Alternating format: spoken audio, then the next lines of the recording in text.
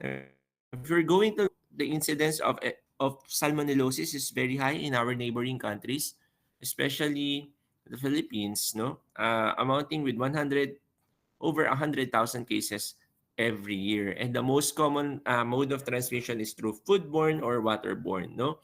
Especially from fecal contamination. So this increases the risk of salmonellosis. And because of this, no, fecal contamination, sexual transmission or other practices of men having sex with men also increases the risk of acquiring salmonellosis, no, because of the different. So clinical course, no? So enteric fever is actually a misnomer because sometimes even if the diagnosis of salmonellosis, sometimes fever cannot be seen and even abdominal pain. Abdominal pain is not always there, no?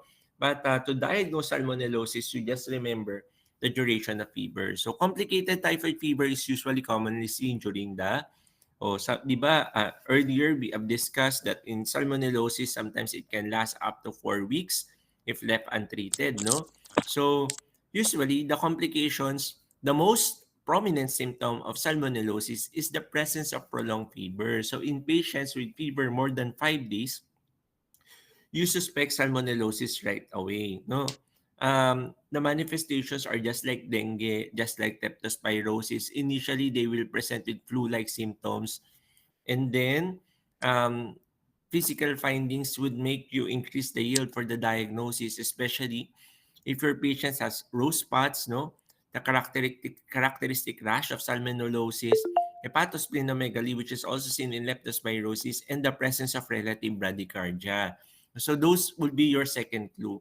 Fever more than 5 days, patients presenting with very many complaints, but the fever is more than 5 days, presence of rose spots, and relative bradycardia. Despite the high temperature, the heart rate is low, you consider salmonellosis because for every 1 degree rise in core temperature, the heart rate typically rises by 15 to 20 beats per minute. So if it remains low, then therefore, their patient has relative bradycardia.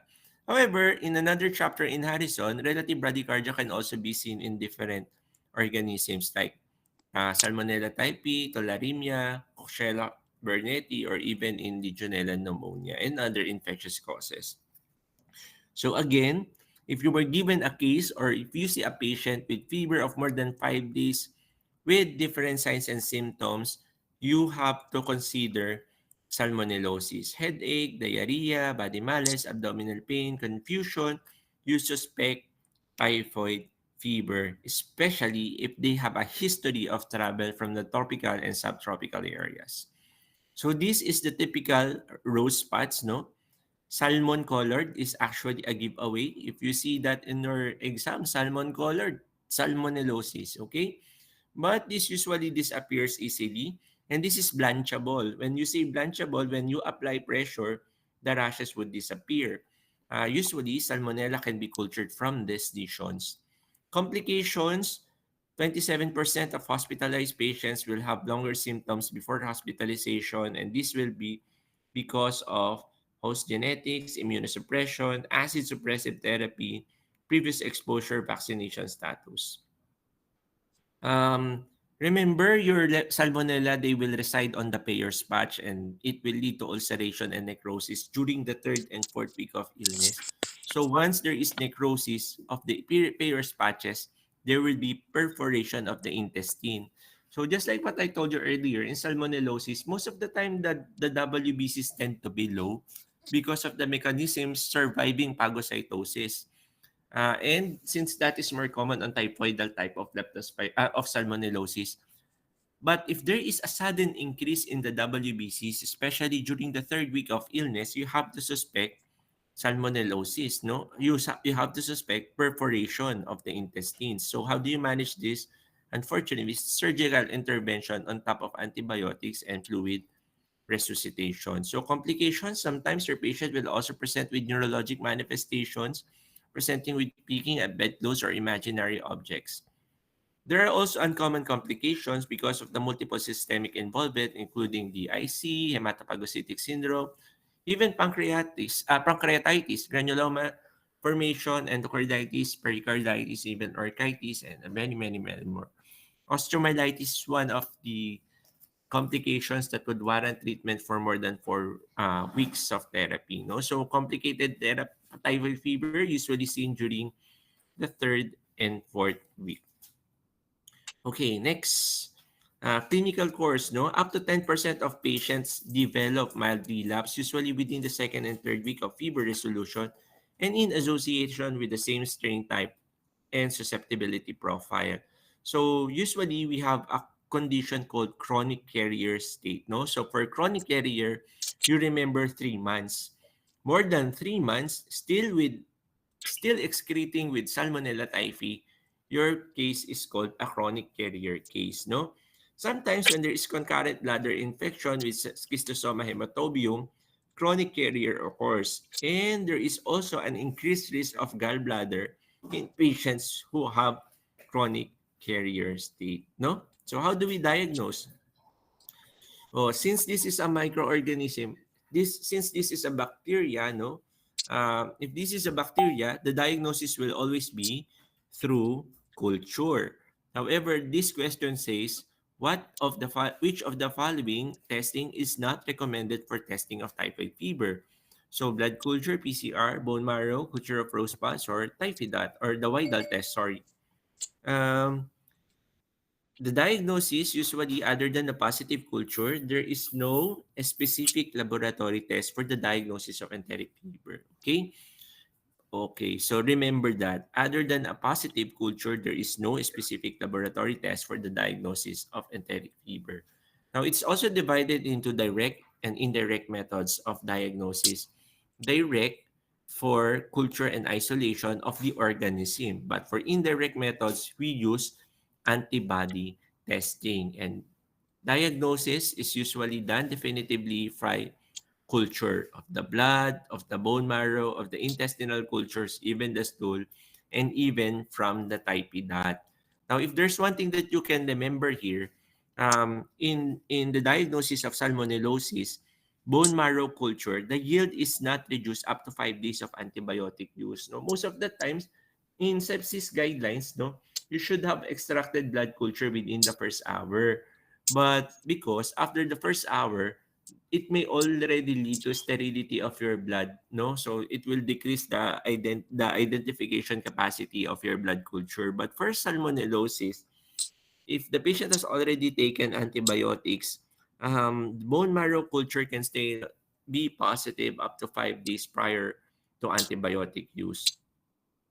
Widal test, no, shows limited sensitivity and specificity, thereby is no longer recommended. Okay? So for this question, which of the following is no longer recommended? The answer is Widal test. Okay, treatment. So how do we treat patients with with salmonellosis? First, you have to identify which patient should you admit. Oh, this question, 37-year-old female, second week of pregnancy, patient with abdominal pain, 60-year-old male with dehydration but persistent diarrhea, or all of the above. So the treatment, usually with treatment, the mortality rate is already low, no?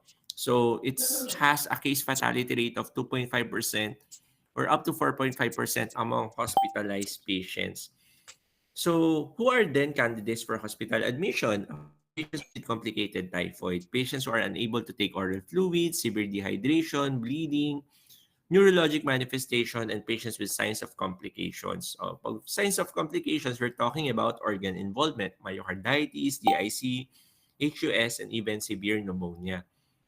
But also, all patients who are pregnant, just like in leptospirosis, should be admitted. And all patients who are living alone, who do not have access with caregiver or distance travel to the facilities, you should also advise them admission. Okay? So in this case, which of the following patients should be offered admission? All pregnant women should be admitted. Letter B, it's we do not need to admit this patient because the abdominal pain is only intermittent, no? For letter C, the patient's only moderately dehydrated, so you do not have to admit this patient. So the answer for this question is letter A. Now, when asked, what is the most effective class of agents for drug-susceptible typhoid? Cephalosporin, beta-lactam, fluoroquinolones, or macrolides?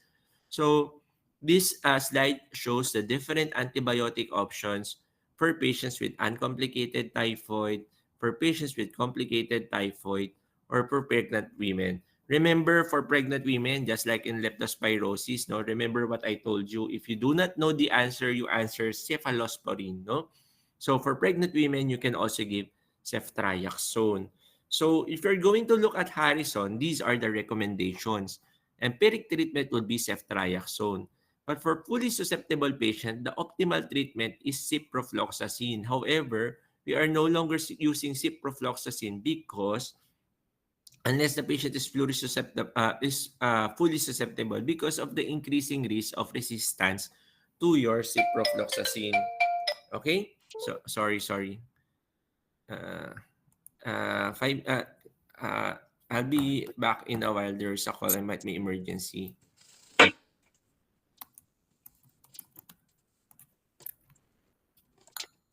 Okay. So empiric treatment would be ceftriaxone. Optimal treatment is ciprofloxacin. No. But for ceftriaxone resistant, you have to give meropenem. So let's try to simplify this slide. No. So empiric treatment is ceftriaxone. Ideally, for fully susceptible patients, you can give ciprofloxacin.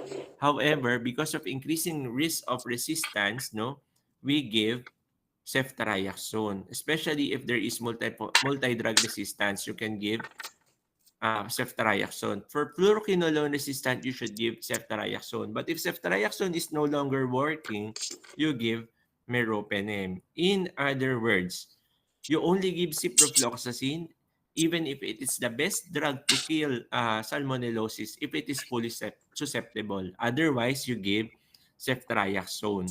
But if ceftriaxone is no longer working, you give meropenem. So very easy to remember, right?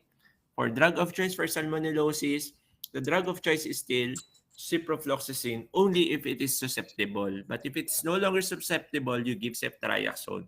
For pregnant women, what do you give? Ceftriaxone also.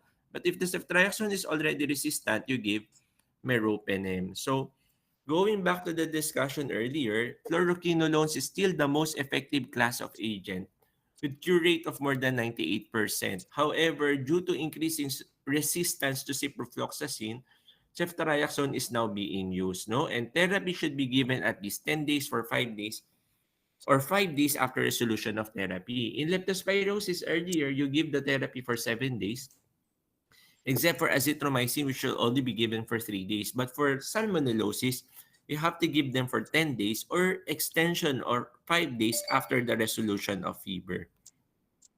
So the most effective class of agents for susceptible typhoid, the keyword here is susceptible. So if it's susceptible, the answer is fluoroquinolone. Okay? So you have a 24-year-old female who still tests positive for Salmonella typhi after a year. Or remember earlier we discussed chronic carrier patients who still test positive for Salmonella after 3 months. So what would be your drug of choice? Very easy to remember. CCC, chronic carrier ciprofloxacin. Okay? Again, for chronic carrier CCC, ciprofloxacin. Okay? So, this would lead to eradication rate of 80%. So, the optimal treatment for carriage is your ciprofloxacin, even in other references. No? So, for this case, since your patient is still recovering salmonella, after resolution, she is now called a chronic carrier. The drug of choice is ciprofloxacin. Unfortunately, you have to give it for 4 weeks. No, so prevention you can give immunization, and it's not required for international travel. But if you're traveling to an endemic area, you have to cover for salmonellosis. No, so that's for salmonellosis. Guys, we still have time, at least 30 minutes, no? Because of that, I will add fever of unknown origin. It's very, very short topic, no? I'll just emphasize on what you need to know for your exam. Can you review, right? FUO is the schedule for today. We missed salmonellosis and typhoid last time because of the storm, right? So we're supposed to be discussing FUO today, right? Doc, supposed to be today will be infectious diarrhea, virus, Uh, bacterial, and protozoal po. okay. Who's discussing FUO? You, Me. still you po, Doc. Okay, so let's do FUO first because it is shorter. I don't want you to miss a subject because they will still include that in the exam, no? So I think it's very important to know the things that you have to remember, no?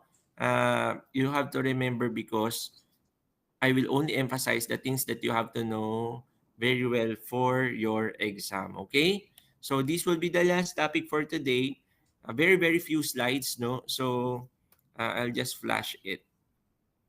So that by next meeting we'll be discussing infectious diarrhea and we have completed the topics, no? Okay. Can you see the slides? Yes po, Doc. Okay. If I move it this way, can you still see it? Yes po. Okay, let's start, no? Um, fever of unknown origin, to simplify, any patient who has fever only, no etiology. Oh, that's it. So fever of unknown origin, fever with no other causes, no? So this is the strict definition of fever of unknown origin. So for fever of unknown origin, you have to remember the number 3. No? Very easy. Number 3, you have to have a fever of 38.3 for 3 weeks. Is 38.3 very hard to remember? Not that because fever is defined as 37.8? No, because if you're going to look at 38.3, it's written this way. 3, 3, 3, and 3. Oh, easy to remember, right? 38.3. And the duration is 3 weeks, no? With no known immunocompromised state, there should be no non-immunocompromised state because if the patient is immunocompromised, there is something causing the fever. And the diagnosis is still uncertain after history taken physical examination and completion of mandatory investigation. So did you get that? Very easy, right? But this is what makes the discussion hard. You have to know this laboratory exam. Because in order for you to identify FUO, you should have done all the laboratory exam listed here. ESR, CRP, platelet counts, electrolytes, creatinine, liver function test, uh, autoimmune panel, your ANA are rheumatoid factor and electrophoresis, blood culture, urine culture, and urinalysis. Urine culture and urinalysis is written here because sometimes patients with UTI do not tend to have fever episodes. They only present with other signs and symptoms, no?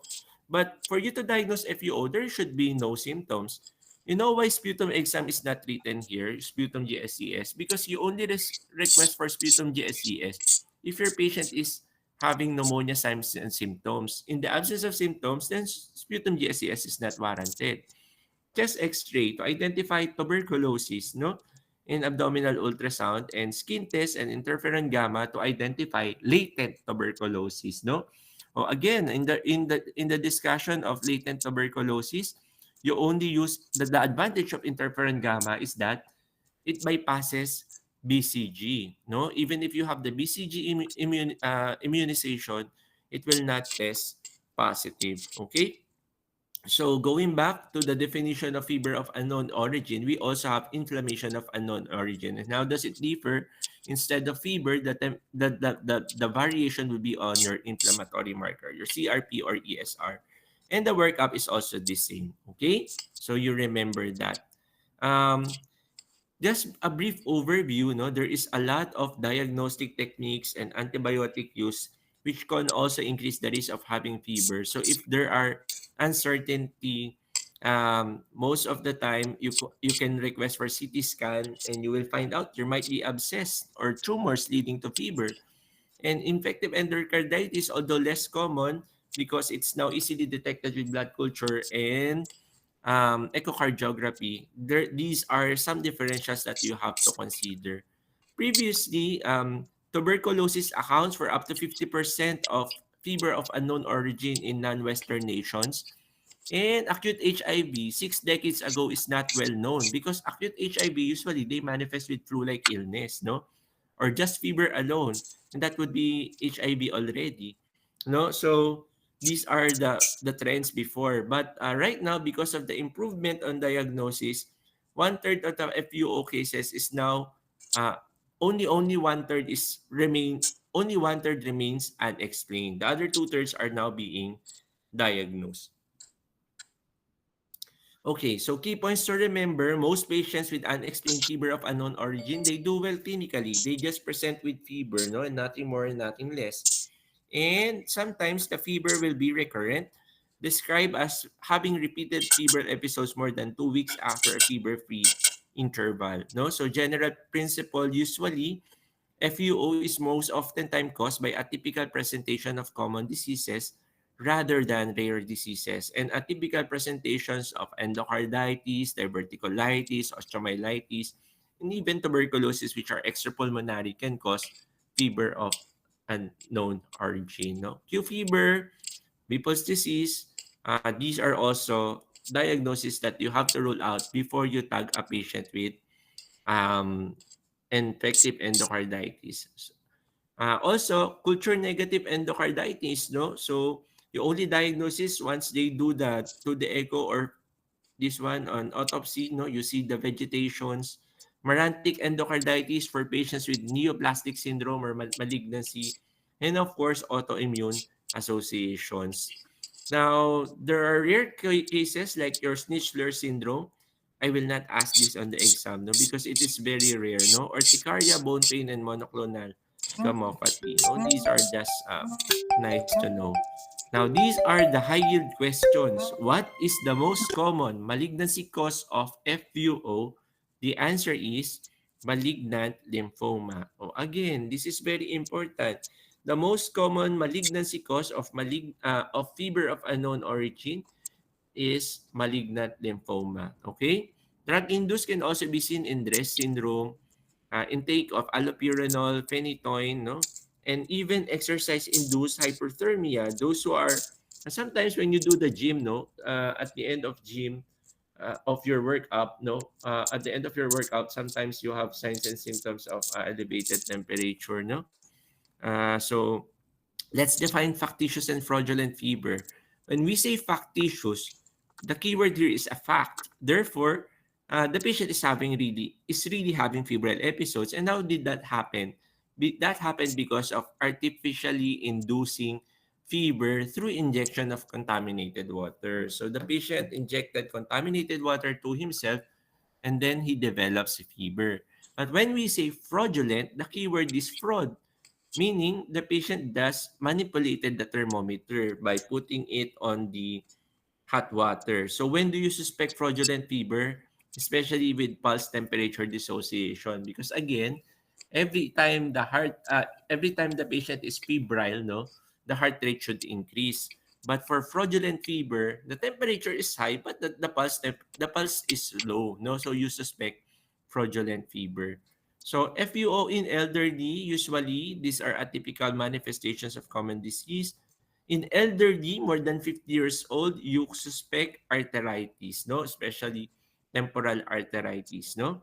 And importance of pursuing diagnosis is very important because most of the cases are usually treatable. Oh, so for your exam, you remember this table, so you memorize them by heart.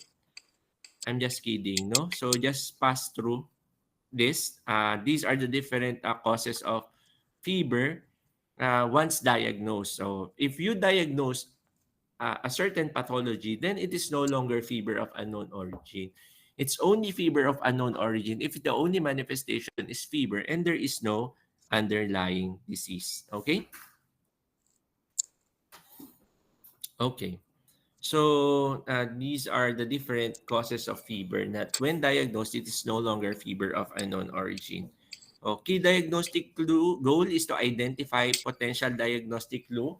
So potential diagnostic clue, these are the clues that would suggest the presence of fever of unknown origin. No, history taking, you should do thorough history taking, physical examination, and of course the obligatory investigation. And of course, you should know when to identify and when to stop treatment, no, and give antibiotics on the right time as it may mask cultures. And also giving glucocorticoids will reduce the lymph node site irrespective of the etiology. Wait, I think my laptop is not charging.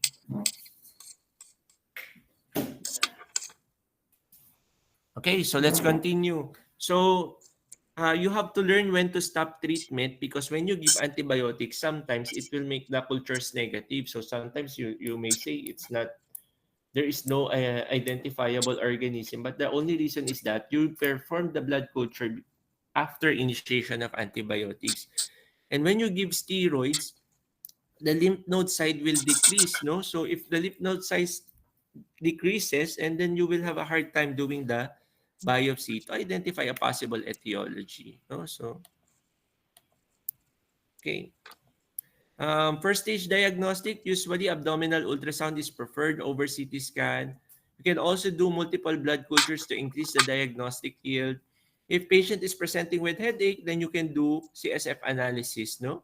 And microbiologic serology is actually has limited value because if your patient has already recovered, sometimes they will have a positive antibody test, no? But it points less to the infection. So to simplify, you have to look at this table before you take your exam. I think you just have to read it 3 times before you take the exam. No, usually the first part of this algorithm shows the definition of fever of unknown origin. Oh, remember you remember the number three, okay? Oh, so the number three, lasting 3 weeks with temperature of 38.3. Okay? Or you remember that. After doing a history of physical examination, you have to stop antibiotic treatment and glucocorticoids, and you should complete all obligatory investigations and exclude fraudulent fever. No? So once all of these are done, you can stop or replace the medication to exclude the possibility of drug fever. Now, in the absence of potential diagnostic clue, you have to do a guided diagnostic test until you have a diagnosis. If there is, sorry, in the presence of potential diagnostic clue. What do you mean by potential diagnostic clue? If the patient is coughing, then think of pneumonia. So you do x-ray, you do sputum exam. Or if your patient has abdominal pain, you think of abdominal causes of infection. You do CT scan, you do abdominal ultrasound, no? But if there is no potential diagnostic clue, the patient is just presenting fever, the next thing you should do is do a fundoscopy. So you rule out endophthalmitis, and if still unyielding, you do PET scan. Now, if the PET scan turns out positive, then you have a diagnosis. But if the diagnosis is still negative, no, you have to repeat the history. After doing the repeat history, still you do not have a diagnosis, you do the CT scan, chest and abdominal CT scan. No? If still there is no diagnosis, after reaching this point of your workup, and the patient is stable, with no new symptoms, you just give NSAID to address the fever. Okay? But if your patient is still deteriorating after your workup, that means you were not able to diagnose your patient. You have to continue doing diagnostic tests and consider therapeutic trials. So, kindly remember this ha. So remember this slide. This is very important. Doing all these tests and your patient is stable, that is the only time you will define fever of unknown origin. But if your patient is deteriorating, then that means you failed with your diagnosis. So you have to do it again, no? So remember for FUO, especially in tuberculosis, one of the most common infectious causes. If we're talking about malignancy, I will put an emphasis, remember lymphoma. But if we're talking about infection, you think of tuberculosis, no? Liver biopsy has a very high yield for acid fast smear, culture, and PCR for miliary tuberculosis. Sometimes, if there is granuloma formation, you can do bone marrow exam or lymph node biopsy. Um, look at this. A negative TST or IGRA does not exclude tuberculosis. Why is that so? Because if there is an impaired response to microorganisms, these tests may test negative. No, so advanced imaging PET scan is preferred when ESRCRP is elevated, and alternatively, if it's unavailable, you can do the scintigraphy. Again, if still not working, you do history taking. If there is discrepancy between pulse temperature relationship, you think about fraudulent fever. No, medication sometimes they can cause fever. So what you do is to discontinue the antibiotics. No, this is a very important thing to remember. If the fever persists more than 72 hours after cessation of fever, then that is not the cause of your fever. Okay? So I do this on the patients suspected with FUO, especially if you suspect the antibiotics as the cause of fever. Hold it. After 3 days, the patient is still febrile, then that is not the cause. This is provided your patient is stable, no? Ophthalmologic examinations to identify retinal vasculitis. So very important, history-taking physical examination, obligatory investigations, and identification of potential diagnostic clues linked to non-recurrent symptoms. No? So, evaluate the patient, especially when they are symptomatic, this would lead to a higher yield of diagnosis. And of course, inter-episode consideration. Some findings may disappear between episodes leading to false negatives. Now, for chronic recurrent fever of more than 2 years, and your patient is still alive after 2 years, only having febrile infection, this has a very low likelihood of infection and malignancy. And further testing is only indicated if your patient is now having signs of deterioration. So, other tests you can do is PET scan. When you do the PET scan, we are measuring glycolysis rates, no? So, this can also be seen in patients with low-grade infection and patients with vasculitis, no? How about utility and fever and unknown origin? In fever and unknown origin, your PET scan cannot differentiate among infection or malignancy. It will only tell you that there is a high consumption of glucose in a certain area, and maybe you could focus your diagnosis there. The diagnostic yield of PET scan is very high sensitivity but low specificity. No need to memorize that, no? But this is most effective when the patient has fever or the inflammatory markers are elevated. Limitation, you should do this before giving your glucocorticoid, as your glucocorticoid will suppress the uptake of your glucose, no? Usually, if it turns out negative, there is no value of repeating this test unless there are new symptoms, no? And the cost effectiveness is that it can reduce the diagnostic delay. How about for scintigraphy? You only use scintigraphy when PET scan is not available, no? So for scintigraphy, you just remember PET scan still remains the same because your scintigraphy has lower sensitivity and specificity.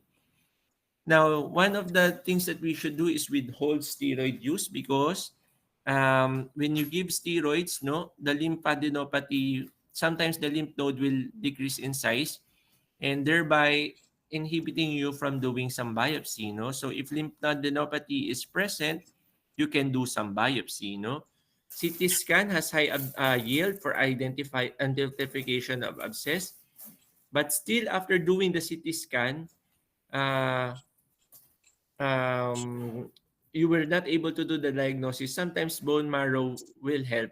However, this is not useful in the absence of bone marrow disorder. So if there is no changes in the CBC profile of your patient, then this might not be that useful. Giant cell arteritis, you do PET scan. For suspicion of temporal arteritis, the diagnostic choice is biopsy.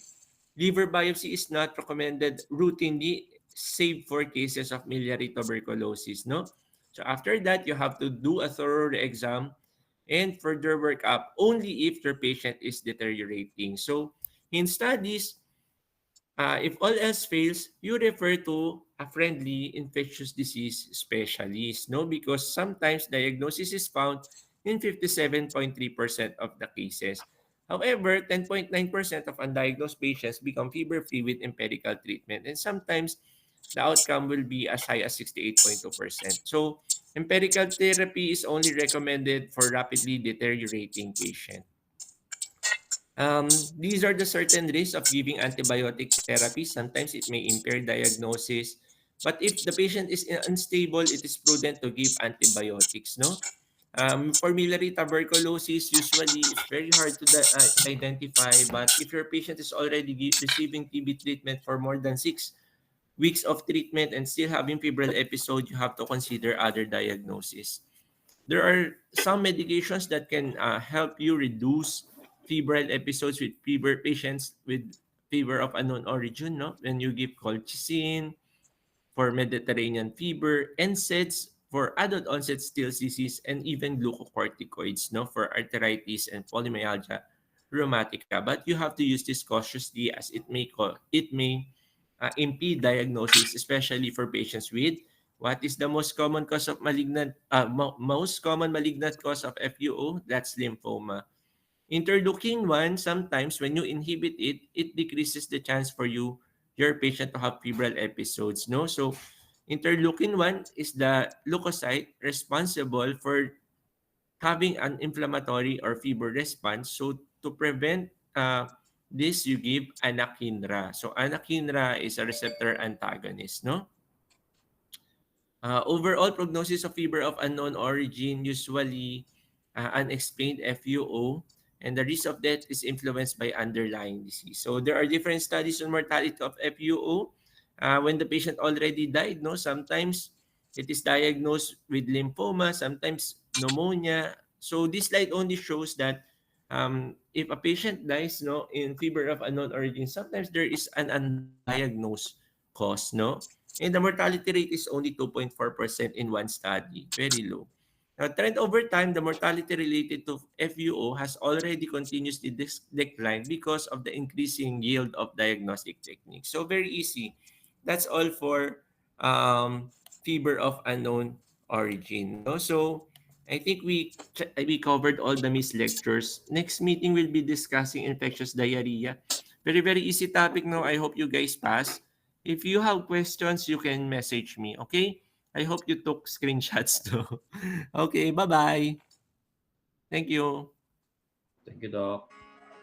Thank you, Doc. Thank you, Doc. Thank you, Doc.